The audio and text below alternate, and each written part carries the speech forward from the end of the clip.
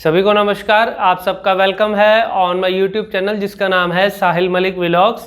अगर आप न्यू हो तो ज़रूर सब्सक्राइब और शेयर कीजिएगा वीडियोस को सो दैट किसी न किसी की इन वीडियो से हेल्प हो सके। आज का सेशन रहेगा क्लैरिटी और सिर्फ क्लैरिटी। क्लैरिटी क्या है? सबका आउटपुट है, जो सबकी एक्सपेक्टेशन है, सबका गोल है। लेकिन उस गोल को अचीव करने के लिए हम क्या काम आज कर रहे हैं जिसकी वजह से हम एक उम्मीद लगा सकते हैं कि हमें थोड़े समय के बाद वो क्लैरिटी मिल जाएगी। वो चाहे कोई अटकने वाला हो, स्टैमरिंग में हो, या कोई हकलाने वाला हो, स्टटरिंग हो, या कोई तुतलाने वाला हो, मिस आर्टिकुलेशन वाला हो। तीनों केसेस में या कोई भी केस है जिसको स्पीच थेरेपी की ज़रूरत है, वो सिर्फ और सिर्फ क्या चाहता है? क्लैरिटी। क्लैरिटी उन चीज़ों से मिलती है जो काम अभी तक हम नहीं कर रहे। अगर हम जो काम हम आज की डेट में कर रहे हैं, अगर क्लैरिटी मिलनी होती तो उन कामों से मिल गई होती। लेकिन हमें कुछ अलग करना पड़ेगा जो अभी तक नहीं किया, जिसकी वजह से हमें क्लैरिटी नहीं मिली और हम वो चाहते हैं।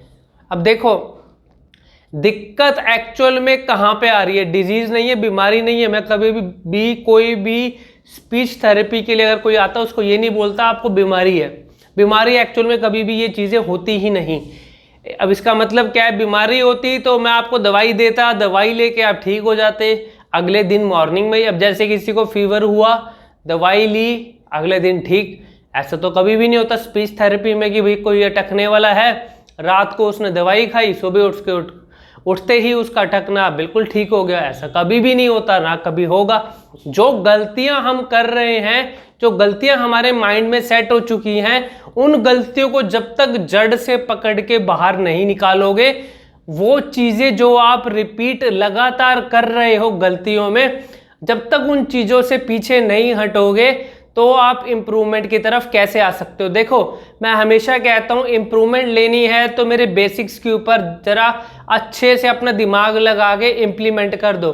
Basic number 1 speed, basic number 2 volume, उसके बाद है ओम एक्सरसाइज। ये 3 बेसिक्स के ऊपर अगर आप वर्कआउट कर लो ना, चाहे कोई भी स्पीच थेरेपी के अंदर अगर आपको रिक्वायरमेंट है, ये तीनों बेसिक्स हर एक चीज़ के अंदर अप्लाई 101% होते हैं।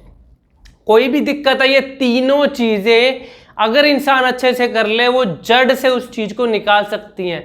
Number 1 speed. स्पीड का मतलब क्या है? Speed of your speaking. Speed of your speaking का मतलब क्या है?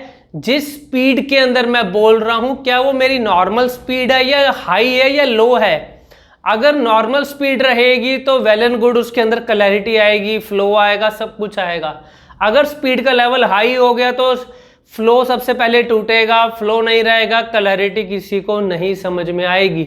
अगर लो हो गया तो फ्लो दोबारा नहीं बनेगा, सेंटेंस में बात नहीं कर पाओगे, क्लैरिटी वहां भी टूट जाएगी।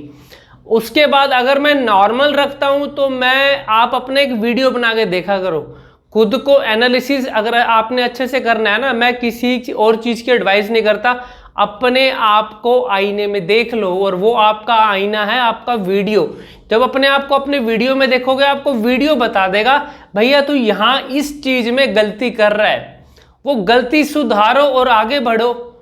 अगर ये काम करना आपको आ गया, सुधारो और आगे बढ़ो, तो आप रिजल्ट बहुत जल्दी ले लोगे। Speed normal. उसके बाद है वॉल्यूम।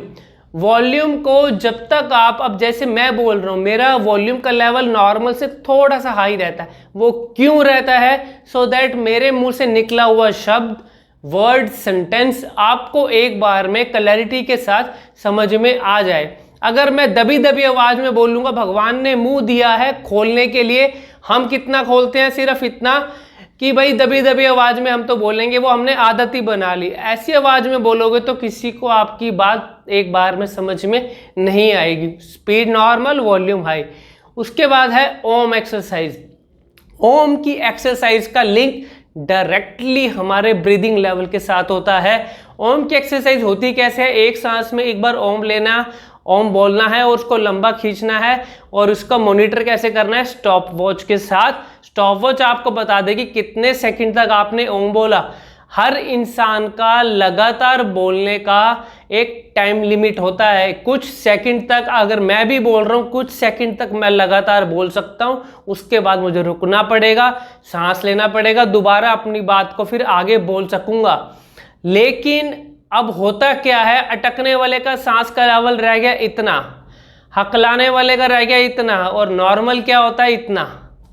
फर्क इतने से हम इतने पे आ गए और इतने पे आ गए। जब सांस का लेवल हमारा रिड्यूस होना शुरू होता है तो हम सेंटेंस की जगह वर्ड्स में बात करना शुरू कर देते हैं। वर्ड्स में जब बात करते हैं तो हमारी बात किसी को समझ नहीं आती, कोई अटेंशन ही नहीं देगा तुम्हें। तो इसलिए एक्सरसाइज ओम की करो अच्छे से और उसको मॉनिटर करो। आपका जब सांस का लेवल इंक्रीज होगा, फॉर एग्जांपल एक बार आपने बोला ओम 8 सेकंड तक बोला गया, कोशिश करो नेक्स्ट टाइम उसको 11 सेकंड तक लेके जाओ, 12 तक लेके जाओ। जैसे जैसे टाइम लिमिट इंक्रीज होगी, आपका सांस का लेवल इंक्रीज होगा, आप क्लैरिटी की तरफ, आपका लगातार बोलने का जो एक झिझक थी वो झिझक निकलनी शुरू हो जाएगी और आप लगातार बोलना शुरू कर दोगे और क्लैरिटी आपको, रिजल्ट आपको खुद ब खुद लोगों के साथ जब आपकी बातचीत होगी तो वहाँ मिलेंगे। और एक ऑनलाइन सेशन मैं हमेशा कहता हूँ आपको लाइव रिजल्ट दिखाता है। मेरा एक ऑनलाइन सेशन लाइव रिजल्ट देखना है तो लेके देखिए, और उसके अंदर क्या गलतियां आपसे हो रही हैं वो गलतियों को रिपीट हम नहीं करें। उसके लिए कौन सा ऐसा वर्कआउट करें जिसकी वजह से आपको रिजल्ट भी बहुत अच्छे और जल्दी मिल सकें इन द राइट मैनर। उसके लिए आपको एक ऑनलाइन सेशन लेके देखना जरूर पड़ेगा। Thank you very much, God bless you.